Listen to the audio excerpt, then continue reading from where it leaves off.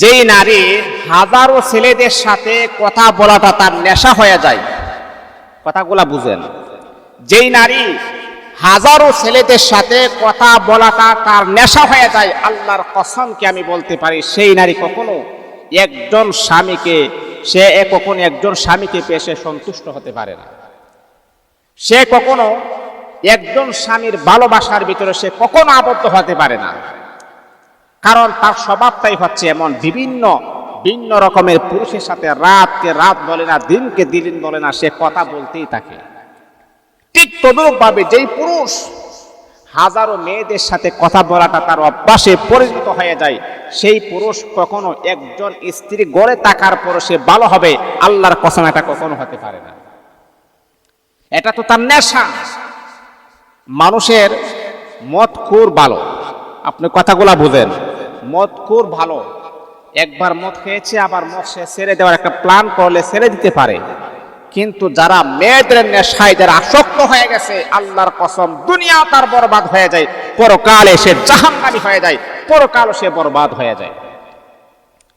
একটা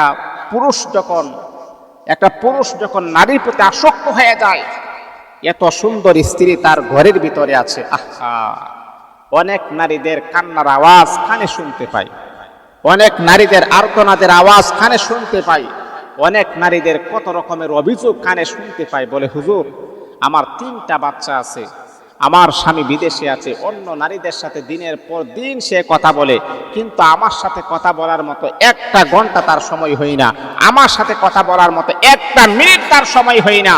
কিন্তু হুজুর, সে আমার খরচও বহন করে না, আমার 3টা সন্তান আছে তাদের খরচও বহন করে না।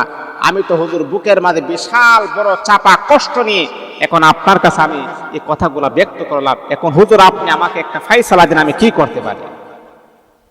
এমন শুধু একটা নারীর কথা আমি বলি নাই, হাজার হাজার নারীদের এমন অভিযোগ, হাজার হাজার নারীদের এমন চাপা কষ্ট নিয়ে তারা বেঁচে আছে। তাহলে যেই পুরুষ নারীর আসক্ত হয়ে যায়, সেই পুরুষ কখনো ভালো হতে পারে না। আল্লাহ প্রদত্ত রহমত যদি তার ভিতরে না থাকে, সে কখনো ভালো হতে পারে না।